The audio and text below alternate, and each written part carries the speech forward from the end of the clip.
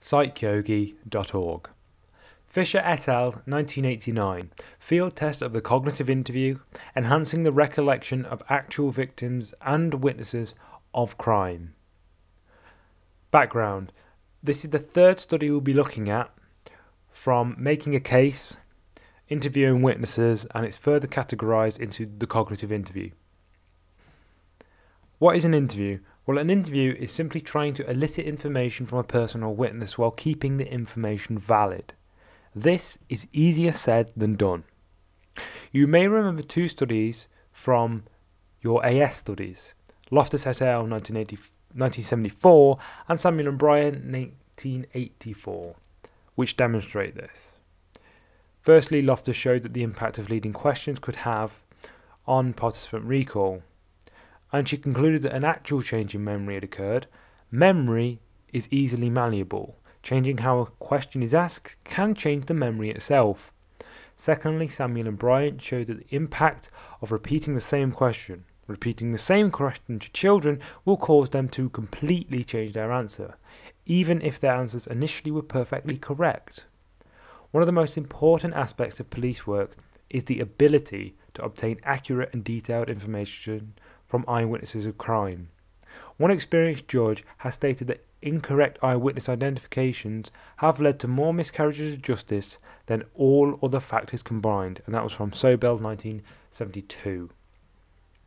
The study focuses not on the normal interviews that police conduct, but at something called the enhanced cognitive interview. The enhanced cognitive interview has two underlying assumptions. Firstly, it is possible to access memories from different retrieval points. Secondly, retrieval from memory will be more effective if at the time of retrieval the context of the original event can be reinstated. There are four main retrieval mnemonics to the cognitive interview. Firstly, interview similarity. An attempt to reinstate the context of the memory. Interviews must take account of external factors. How were the participants or interviewees feeling emotionally? What was the weather like? Mentally reinstating the context that surrounded a to-be-remembered interview or event has been shown to be a powerful memory aid in numerous laboratory experiments, and that was quoted from this study. Focus retrieval. This is also called free recall. Interviewees are encouraged to recall as much as possible without interruptions from the person conducting the interview. Thirdly, extensive recall. The interviewer makes as many attempts as possible at retrieval from many entry points. For example, what happened when you entered the building? What happened when you left the building? What happened when you were inside the building?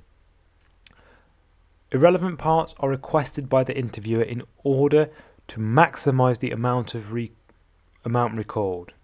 So, for example, they may say, well, this is what happened when the crime happened, but I want to know everything you did. Because the more the person recalls that information, the more likely it is that they will remember something significant, even if they're recalling things that are insignificant at the time. Witness-compatible questioning is the fourth mnemonic. Each witness will be different and will have different values and perceptions, and thus the interviewer should consider that. So, for example, you may have someone who has very traditional views and views what happened in a different light to someone who is younger and has different views on the world. The aim of the study was to study and test the cognitive interview in the field. Design: a field experiment with actual interviews of real witnesses by serving police detectives. Participants: 14 detectives from the robbery division of Dade County, Florida. All were experienced with a minimum of 5 years in the division.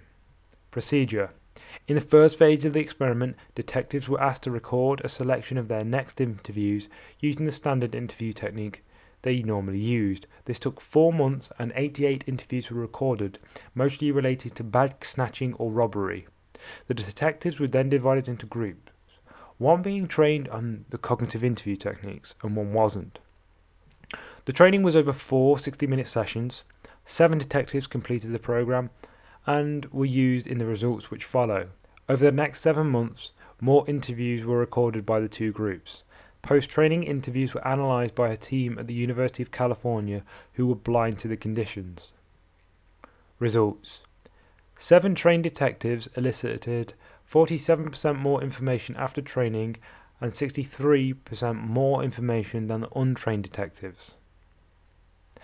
In terms of accuracy, laboratory-based research has shown no difference between the cognitive interview and the standard interview, with approximately 85% of all statements being correct in all the conditions.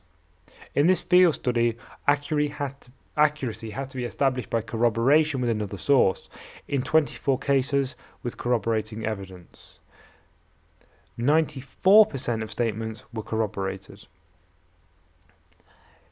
The time taken to interview witnesses during the cognitive interview was longer, but not significantly longer. The average in this study, it was only 1 minute longer than the normal interview technique. Conclusions: strong support was obtained for the effectiveness of the cognitive interview in the field. More information was obtained from witnesses to real events with no loss of accuracy and a minimal increase in the time taken to interview them. The results in the field replicated those of the experiment and perhaps give it more weight, although the sample is small and may have been particularly well motivated to run the trial. The cognitive interview has since been applied to other clinical settings with therapists and using it to develop medical histories. Fisher et al. Evaluation. Remember, this is not an exhaustive list. So there's the main characteristics, which is a weakness because the police detectives were paid $50 for participating. They may have felt that they need to act in a way that the experimenter would want. Ecological validity is a strength because the experiment used real police detectives and real interviewees. Another strength is the ethics. As the participants were informed about the interview beforehand, we can say the study was ethical. However, we could argue the opposite, as participants were paid for their participation, which is against the BPS's Code of Ethics. Ethnocentrism is a weakness here because the study only focused on detectives from Dade County, Florida. Another strength is experimenter bias because the experiments, as the results of both experiments are analysed by laboratory assistants who were blind to the conditions, we can say that the study is lacking in experimenter bias, which is a strength. Another strength is construct validity. The results of the study showed support for the effectiveness of the cognitive interview. If you've enjoyed this Psych Yogi video, why not subscribe to keep up with all the latest videos.